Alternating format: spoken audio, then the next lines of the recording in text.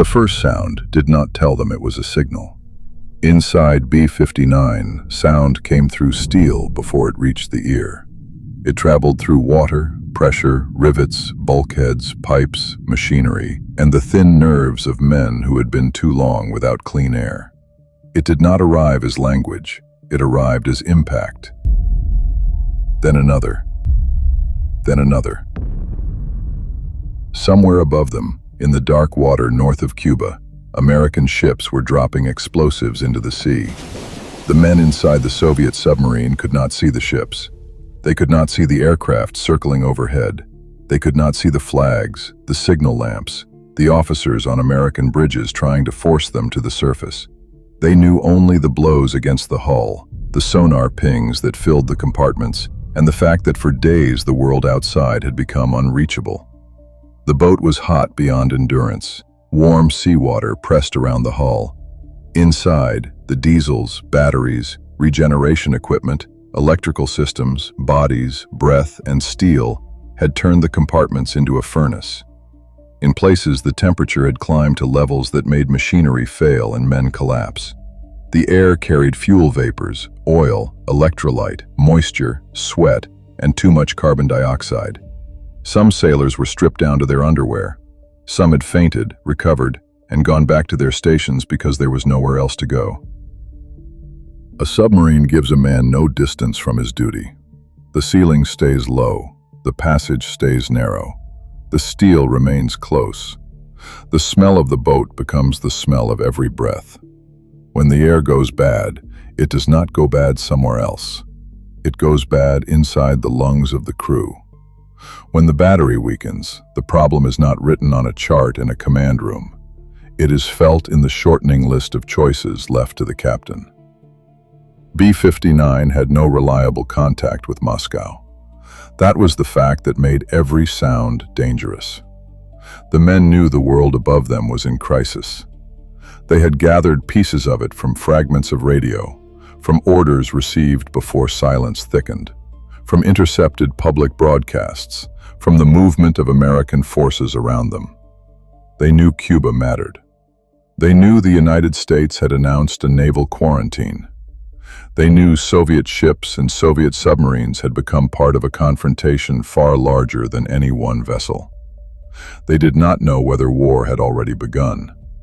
That one missing fact changed everything.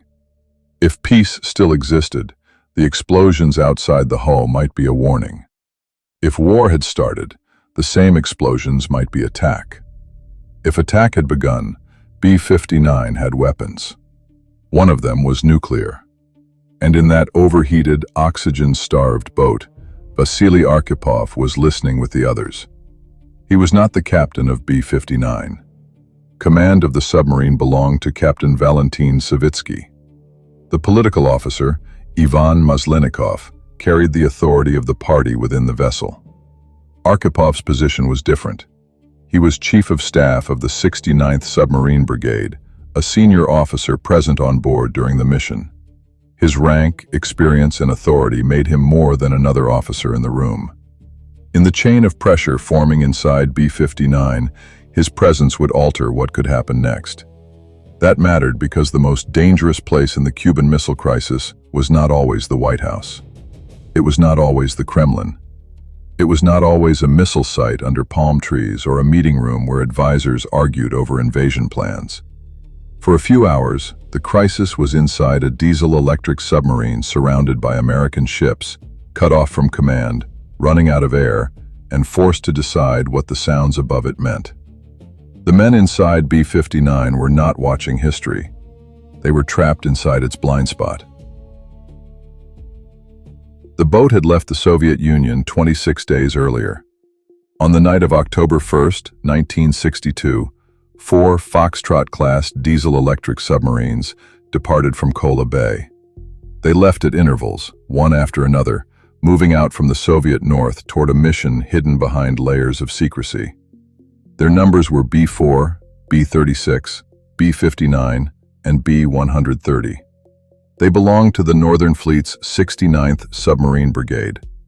Their destination lay far to the south, beyond the cold waters for which their boats were better suited, across the Atlantic, toward Cuba. The deployment formed part of a larger Soviet operation. Missiles, troops, air defenses, equipment, and supplies were being moved under concealment to an island close to the American coast. The broader operation carried the code name Anadyr, a name that pointed toward the cold northeast of the Soviet Union rather than the Caribbean. The submarine element was connected with Operation Kama. The real work of the operation depended on secrecy. Ships moved under false expectations. Cargoes were disguised. Men were not told everything they might have wanted to know. The submarines had their own part in that hidden movement. They were to sail secretly toward Cuba and eventually reach Mariel, where the Soviet Union intended to establish a submarine base. The mission required stealth, discipline, and endurance. It also required a diesel-electric submarine to do something that placed strain on both its machinery and its crew. Cross a vast ocean while remaining as invisible as possible. The Foxtrot Class boats had strengths that made them formidable. They were large, conventional submarines by the standards of their time, capable of long voyages, armed with torpedoes, built to operate under difficult naval conditions. They could vanish under the surface and become nearly impossible to locate when handled well. They could lie quiet, listen, and move where a surface ship could not safely go. But they were not nuclear-powered submarines. They could not stay deep indefinitely. They needed air. They needed to surface or snorkel to run diesel engines and charge batteries. Every time they came near the surface, they risked detection. Every time they stayed submerged too long, the boat began to consume its own margins. That is the hidden bargain inside a diesel submarine. It survives by disappearing. It lives by returning to the air. The 4 boats set out through northern waters. Storms, rain, snow squalls, low clouds, and poor visibility helped them at first. Weather that would have punished a surface vessel helped conceal a submarine trying to slip past listening systems and patrols. They moved through routes where NATO anti-submarine forces might detect them. The approaches between the Barents and Norwegian seas, the Iceland-Faroe-Scotland gap, and farther south across the wider Atlantic barriers. Arkhipov later described the problem with the mission's pace. For a diesel submarine to travel secretly, it had to spend very little time on the surface. Yet the required speed of movement pushed the boats harder than ideal stealth allowed. The mission demanded urgency. Stealth demanded patience. The submarines had to satisfy both, and the ocean was not built to make the compromise easy. For the crew, the voyage narrowed into routines: watches, gauges, batteries, silence, meals taken in heat and stale air, sleep in cramped places, the discipline of not making unnecessary noise, the awareness that detection might begin with a signal no one inside could hear directly, an aircraft's radar sweep, a hydrophone contact, a report passed through an American command chain. B-59 moved with its own world sealed inside it. The men knew their vessel. They knew its sounds, the regular rhythm of machinery, the change in vibration when speed shifted, the difference between a normal creak and a problem beginning somewhere in the hull. Submariners learn to live by what a boat tells them through noise, smell, temperature, and motion. But the farther south B-59 went, the more the boat began to speak in warnings. The water grew warmer. That mattered more than a man on land might understand. A submarine's machinery produces heat. Its crew produces heat. Its batteries, ventilation systems, electrical equipment, and diesels all add to it. In cold water, the sea around the hull helps pull some of that heat away. In the warm approaches to the Caribbean, the surrounding water no longer helped in the same way. The sea itself became part of the pressure. The Foxtrots had been built for different conditions. In tropical water, problems accumulated. Cooling systems struggled. Equipment failed more often. The air became heavy. The interior of the boat stopped being merely uncomfortable and became hostile. At sea, discomfort is not automatically danger. Men can work through heat. They can work through hunger. They can work through little sleep. Naval service expects a certain obedience from the body. B-59 asked for more than that. It asked men to think clearly while breathing air that dulled the mind. It asked them to repair machinery while their own muscles cramped. It asked them to interpret military signals while exhaustion bent the edge of judgment. Before the world above knew the submarine's name, the submarine had already begun to wear down the men inside it. On October 16th, American intelligence confirmed that Soviet missile sites were being built in Cuba. B-59 was already at sea. The discovery began the public crisis that later would be remembered through photographs, meetings, speeches, and maps. In Washington, President John F. Kennedy gathered advisors. The choices in front of them were stark: airstrikes, invasion, diplomacy, a blockade, or some combination that might force the Soviet Union to remove the missiles without war. The American government argued in secret for days while Soviet vessels continued moving and Soviet submarines continued their missions. Inside B-59, none of that arrived as a complete story. Information did not descend into the submarine in clean paragraphs. It came in fragments, through communications that depended on depth, equipment, timing, orders, and chance. A man in a command room can update a map. A man in a submarine has to wait for the sea to permit knowledge. On October 22nd, Kennedy addressed the American public and announced that the United States would impose a naval quarantine around Cuba. The word mattered in Washington. A blockade could be treated as an act of war. A quarantine gave the move a more limited legal shape. It was still a ring of naval force placed around an island receiving Soviet weapons. From inside B-59, legal vocabulary had little power. The Americans were putting ships into the sea. Soviet vessels were moving toward Cuba. The submarine had orders to remain ready and secret. The water above them was becoming crowded with enemies. On October 23rd, Soviet submarine commanders received orders to take positions in assigned areas and conduct reconnaissance. The same communication warned of possible American provocative actions against Cuba and Soviet transports. They were to remain on full alert and continue navigating secretly. Arkhipov later criticized the assigned areas as poorly chosen for preserving stealth. They placed the submarines in zones where American detection systems and anti-submarine forces had advantages. A submarine can be ordered to hide. It cannot order the ocean to help.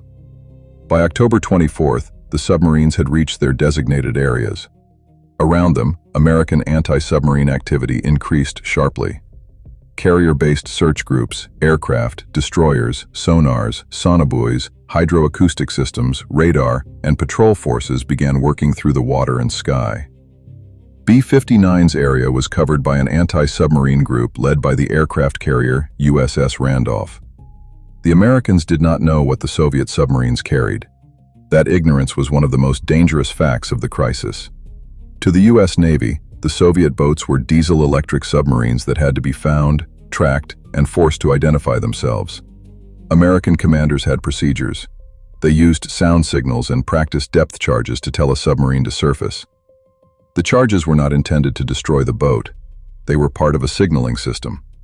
But a signal only works when the other side understands it. The United States transmitted surfacing and identification procedures through diplomatic channels. Soviet submarine commanders later said they did not receive them. Inside a submerged boat, an explosive charge close enough to shake the hull does not carry an explanation with it. It does not arrive with a white flag attached. It arrives as violence. Above the surface, an American officer might believe he was following a controlled procedure. Below the surface, a Soviet officer might hear the opening of combat. That difference was not philosophical. It was physical. It existed in water, steel, noise, and ignorance. The American forces were trying to drive submarines upward. Diesel submarines could be hunted to exhaustion. If kept submerged, if denied safe opportunities to recharge batteries, if followed by sonar and aircraft, they would eventually face a choice: surface under observation or remain below while their ability to maneuver declined. The tactic made military sense from above. From below, it turned the submarine into a trap that tightened hour by hour. B-59 began to feel the trap close. The boat had to charge its accumulator batteries in interrupted and dangerous intervals. Each attempt to come up far enough to breathe and restore power risked detection. Each interruption left the vessel with less margin. The crew worked under conditions that Arkhipov later described in harsh physical detail. The The seawater was around 30 to 32 degrees Celsius. Inside the compartments, temperatures reached around 50 degrees Celsius. In the diesel compartments and hydroacoustic cabins, they climbed still higher. Humidity remained high. Pressure, fuel vapors, oil vapors, electrolyte fumes, elevated carbon dioxide, and lack of drinking water made duty punishing. The men did not simply feel hot. Their bodies began to fail. Engine personnel fainted. Men rested long enough to breathe and returned to work. Equipment that should have served the crew began needing the crew's attention instead. Diesels, valves, coolers, seals, and other mechanisms gave trouble. Water seepage became part of the danger. Malfunctions narrowed the safe depths to which a boat could dive. The submarine's own endurance began to fracture before any enemy weapon touched it. A warship is often imagined as a weapon first. In B-59, by late October, it was also an injured machine. The men inside had to keep it alive while it kept them sealed away from the air. Arkhipov was living in those conditions with everyone else. He moved through the same heat, heard the same sound, breathed the same air. His authority did not give him a cooler compartment or a cleaner view of the crisis. Rank could shape a decision. It could not remove him from the boat. That is why his story cannot be told properly from the distance of a map. On a map, the submarine is a symbol. Inside, it is a place where every hour leaves a mark. The world above kept moving. American leaders discussed the submarine problem. The U.S. Navy continued to search. Soviet leaders pressed forward while trying to manage a confrontation that had already become difficult to control. Cuba prepared for possible invasion. The missiles discovered by American reconnaissance brought the superpowers toward direct military contact. Inside B-59, the outside world arrived as pressure without clarity. The crew could not know how Kennedy and his advisors interpreted each Soviet move. They could not know how Khrushchev balanced public messages and private fears. They could not know what Fidel Castro believed would happen if Cuba were invaded. They could not know which American officers understood the difference between signaling and attack, or which Soviet commands had been received, missed, delayed, or misunderstood. They could hear the sea around them being searched. They could hear the Americans insisting. They could feel the boat losing options. On October 25th, another Soviet submarine, B-130, was detected. American forces turned their attention to it, tracked it, and forced it to surface after its battery became exhausted. The incident increased concern in Washington. Soviet submarines were now no longer hidden abstractions. They were present. They were being found. They might become the first direct military contact between the United States and the Soviet Union inside a crisis already loaded with nuclear weapons. For B-59, the lesson was immediate. Detection was possible. Surfacing might be forced. The Americans were not going away. The days began to press together. Inside the submarine, time did not move like it did on land. There was no sunrise in the compartments, no weather except the heat, no ordinary distance between one day and the next. Watches changed, men worked, machines complained, batteries weakened, sound filled the boat and then faded and returned. A submarine under pursuit does not experience time as a calendar. It experiences time as remaining battery, breathable air, orders not yet received, and the next sound outside the hull. By October 27th, the most dangerous day of the missile crisis, B-59 was deep inside that kind of time. Above the water, the day was already coming apart. In Washington, Kennedy received a harsher second message from Khrushchev, demanding the removal of American Jupiter missiles from Turkey as part of any settlement. Over Cuba, an American U-2 reconnaissance aircraft was shot down by a Soviet-supplied surface-to-air missile, killing Major Rudolph Anderson. Another U-2 strayed near Soviet airspace in the far north. Military options remained on the table. Advisors and officials tried to hold diplomacy together, while events moved faster than their ability to master them. None of that reached B-59 as a full picture. The men inside did not know that the day had become famous before it was over. They did not know that later historians would call it the most dangerous day of the crisis. They did not know that the superpowers were still searching for a way back. They did not know which orders might change, which messages might be answered, which aircraft had been lost, or which leaders still believed time remained. They knew the Americans were above them. They knew they had been isolated. They knew their boat could not remain hidden forever. The sounds outside became more intense. The American forces had gained contact. Destroyers and aircraft worked together, holding sonar, dropping practice depth charges, sending signals, pressing the boat. The explosions were meant to force B-59 to surface. Inside, they could not be distinguished with certainty from the beginning of an attack. The hull carried each blast inward. Men heard it in their bones. The boat responded with vibration, echo, and the knowledge that metal has limits. B-59 could not run forever. Its battery power had been drained by the need to evade. Its ability to hide had been reduced by the persistence of American tracking. The air was bad. The heat was severe. The crew was exhausted. Every hour submerged solved one problem by worsening another. Remaining below protected the boat from exposure. Remaining below also pushed it toward helplessness. At that point, the commander of a submarine is not deciding from abundance. He is deciding from what remains.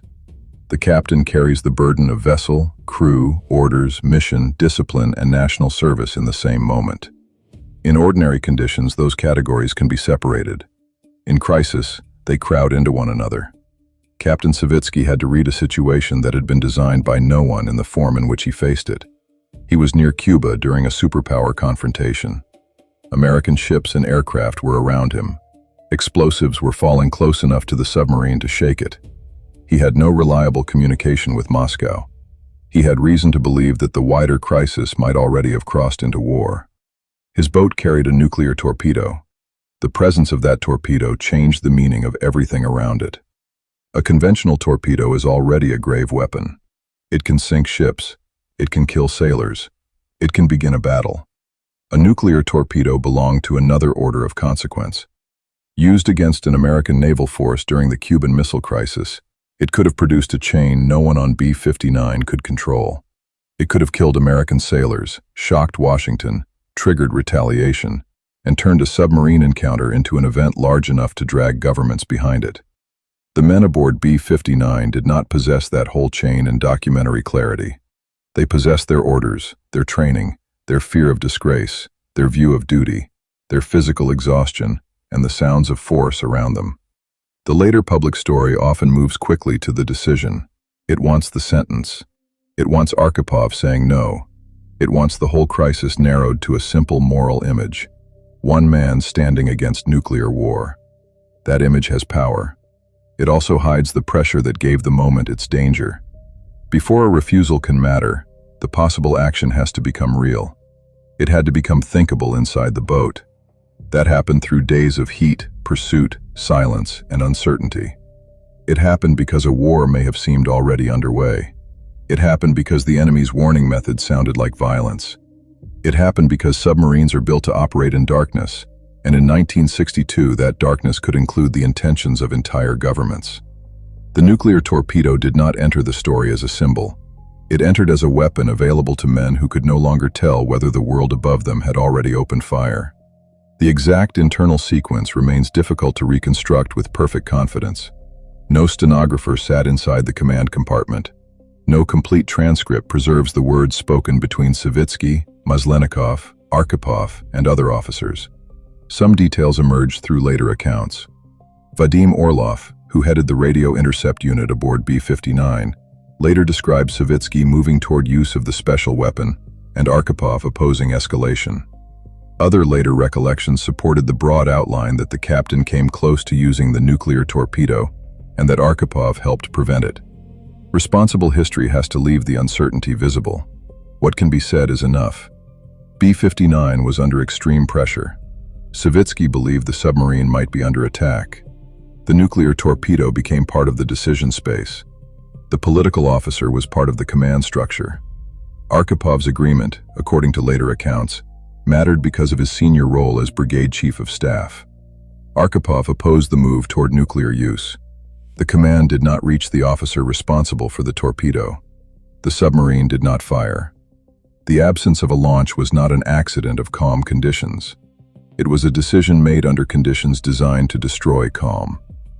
Inside the boat, Arkhipov did not have the clean knowledge later generations would give him. He did not know that the American ships believed they were signaling. He did not know every message being exchanged between leaders. He did not know whether some military exchange elsewhere had already begun. He could not confirm that peace still held at the surface. He knew enough to resist the most irreversible interpretation. That is the center of the story, not omniscience. Restraint inside ignorance. The pressure did not end below the surface. B-59 eventually had to come up. Surfacing a submarine in the middle of enemy anti-submarine forces carries its own humiliation and risk. A submarine is built around secrecy. To be driven upward is to lose the basic advantage that justifies the vessel. For a Soviet commander under orders to navigate secretly, forced surfacing could feel like exposure in front of the enemy, a public stripping away of the boat's purpose. B-59 rose into a sea filled with American power. The night above the submarine was not quiet. Arkhipov later described what they saw after surfacing. An aircraft carrier, destroyers, aircraft, layers of surrounding forces, searchlights, close overflights, weapons trained, loudspeaker demands, ships cutting dangerously close, and automatic cannon fire directed past and along the boat. His account emphasized the shock of aircraft coming low over the conning tower, searchlights switched on just before firing, blinding the men on the bridge. For a few seconds, the commander could not give orders because he could not understand what was happening. Those seconds mattered. Arkhipov later argued that if Savitsky had immediately ordered an emergency dive after the first burst of aircraft fire, the interpretation below the surface might have been very different. Once submerged again, after the shock, with no visual confirmation, the men might have believed they had been fired upon directly. Underwater, context disappears. A line of fire past the boat becomes sound and memory. A warning becomes attack if the men interpreting it can no longer see its shape. In Arkhipov's recollection, when vision returned, it became clear the aircraft was firing past and alongside the submarine rather than into it. Later overflights were no longer as alarming because the pattern could be understood. The first encounter carried the danger because no pattern had yet been established. There is a kind of knowledge that only comes 3 seconds too late. B-59 had surfaced because it needed air and power. The Americans wanted identification and control. Each side looked at the same scene and saw something different. Above, American forces believed they were compelling compliance. On the conning tower, Soviet officers saw searchlights, aircraft, shells, destroyers, and shouted orders from an adversary in the middle of a crisis. The whole event turned on interpretation. Was this signaling? Was this attack? Was the enemy trying to force surfacing? Was the enemy beginning combat? Could a commander wait? Could he dive? Could he fire? Could he refuse? The answers were not written on the sea. They had to be made by men who had not slept properly, had not breathed cleanly, had not received reliable orders, and had been living for days inside a metal pressure vessel hunted by a superpower navy. Arkhipov's role becomes clearer when seen through that physical world. His importance did not come from a speech. It did not come from a dramatic pose. It came from where he stood in the command structure at the precise moment when interpretation could become action. He had the authority to matter. He had the experience to understand naval crisis. He had enough restraint to challenge escalation when the easier emotional reading of the moment was that attack had begun. 1 year earlier, Arkhipov had been aboard K-19 during a reactor accident, one of the harsh episodes of early Soviet nuclear submarine service. That background should be handled carefully. It cannot be used to invent thoughts inside his head on B-59. It does show that he was not new to catastrophe at sea. He had already served inside a navy where machinery, radiation, secrecy, duty, and human endurance could collide in terrifying ways. By October 1962, he had seen more than an officer should have to see. On B-59, he faced a different kind of accident waiting to happen. Not a reactor failure, not a single mechanical breakdown. a failure of perception between enemies. The United States knew it was applying pressure. The Soviet submarine felt pressure without knowing its limits. Washington had procedures. B-59 had sounds. American ships had orders to signal. Soviet officers had reason to believe war might already exist. The Americans did not know about the nuclear torpedo. The Soviets did not know the practice charges were intended as messages. Both sides acted within systems they understood. The danger came from the empty space between those systems. That empty space was filled by men. Somewhere in the cramped authority of B-59, Savitsky, Maslenikov, and Arkhipov faced the possibility of the weapon. According to later accounts, the captain's anger and fear of disgrace became part of the moment. The political officer's role has been described as aligning with the captain in some versions. Arkhipov's dissent prevented the decision from completing itself. The details differ, but the outline remains. The presence of one senior officer who did not accept the worst interpretation helped stop a nuclear launch. The story is strongest when left close to that outline. There is no need to add imagined dialogue. The facts already carry the weight. A nuclear-armed submarine was being forced to the surface by a navy that did not know it was nuclear-armed. Its crew did not know if war had started. Its captain came close to using the special weapon. Another senior officer opposed the decision. The boat did not fire. That is enough to understand the danger. The submarine signaled back. It demanded that provocative actions cease. It remained on the surface long enough to charge batteries. For the crew, surfacing did not mean safety. It meant exposure under the eyes of the enemy. American ships surrounded them. Aircraft remained close.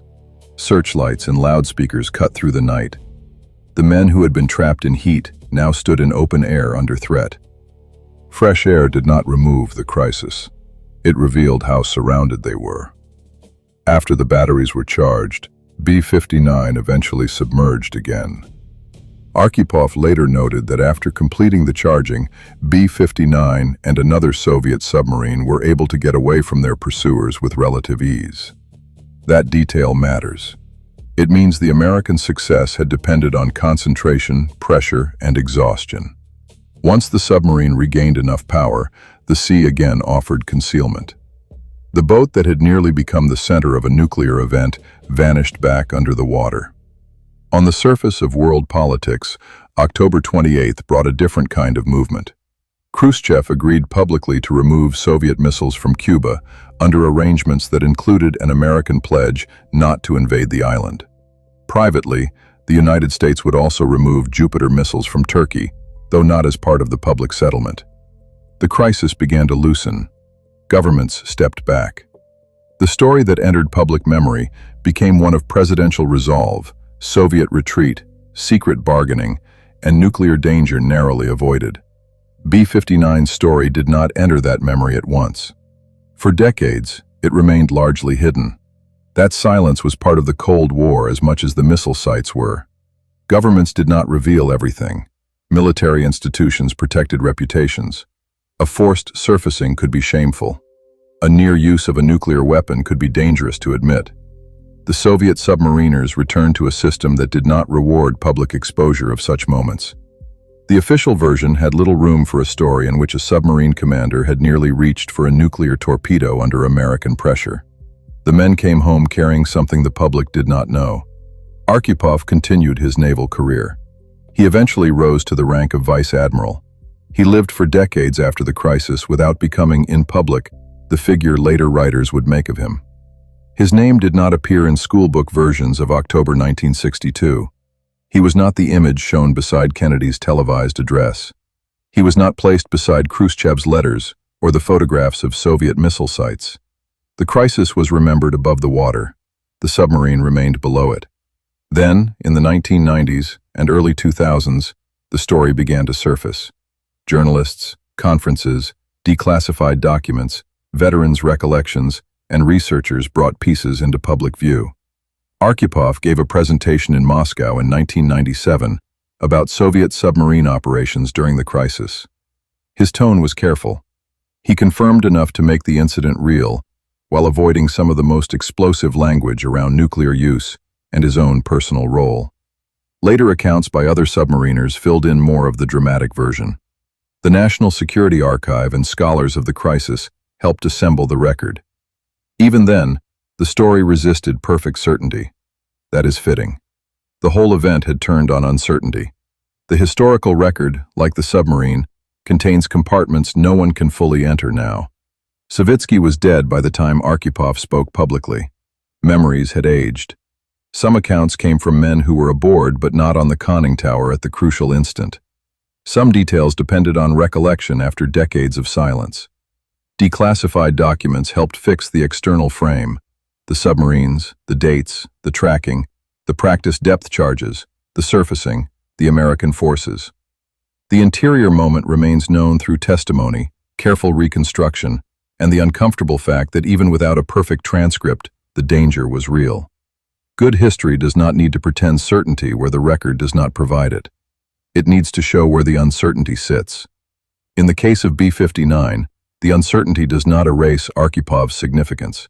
It sharpens it. We do not need to know every word spoken in the compartment to understand that a nuclear-armed submarine was under severe pressure, that its captain came close to a catastrophic decision, and that Arkhipov helped stop the situation from moving further. The absence of a transcript keeps the moment human. It was not performed for history. It was lived by men who did not know anyone would later ask them to explain it. The popular version says Vasili Arkhipov saved the world. The phrase is understandable. It is also heavy. No single person controlled the entire Cuban Missile Crisis. Kennedy still had to reject immediate escalation after the U-2 shootdown. Khrushchev still had to accept withdrawal. Diplomats still had to carry messages through dangerous hours. Military commanders on both sides still had to avoid turning accidents into war. Many people in many places helped prevent disaster, some through courage, some through caution, some through luck. The submarine teaches a harsher lesson than the familiar versions of October 1962. It shows how the world can be brought near disaster without any leader clearly choosing the final step. Danger can gather through partial orders, misunderstood signals, tired men, aggressive procedures, secrecy, pride, and weapons placed where communication fails. A crisis does not need one villain at the center. Sometimes it needs systems that cannot hear each other. Above the water, Washington and Moscow searched for language. Below the water, language had become explosions. The charges were meant to say, surface. Inside B-59, they could also say, war. Arkhipov's importance lies in the space between those meanings. He did not stop the Cuban Missile Crisis by himself. He did not hold the whole world in his hands like a legend. He was an officer in a submarine, under orders, breathing the same foul air as the crew, surrounded by conditions that pushed men toward the most dangerous conclusion available. He helped make sure that conclusion did not fire first. In the years after, the world remembered the bright images, the missile photographs, Kennedy's face on television, Khrushchev's letters, the line of American ships, the fear of cities under nuclear attack. Those images belong to the crisis. They are real. They shaped the decisions that ended it. But beneath them, another image remains. A submarine at night, men on the conning tower blinded by searchlights, a commander trying to understand whether the fire is warning or attack, a senior officer close enough to the moment to know that a few seconds can change the meaning of everything, a nuclear weapon still inside the boat, and a decision that never became an order. The world did not hear that silence at the time. It kept living because, somewhere under the pressure of the sea, uncertainty met resistance. Thank you for listening to another episode of History Breakpoint. Have a topic you'd like us to cover? Let us know in the comments. And if you enjoy thoughtful historical storytelling, subscribe and join us for the next episode.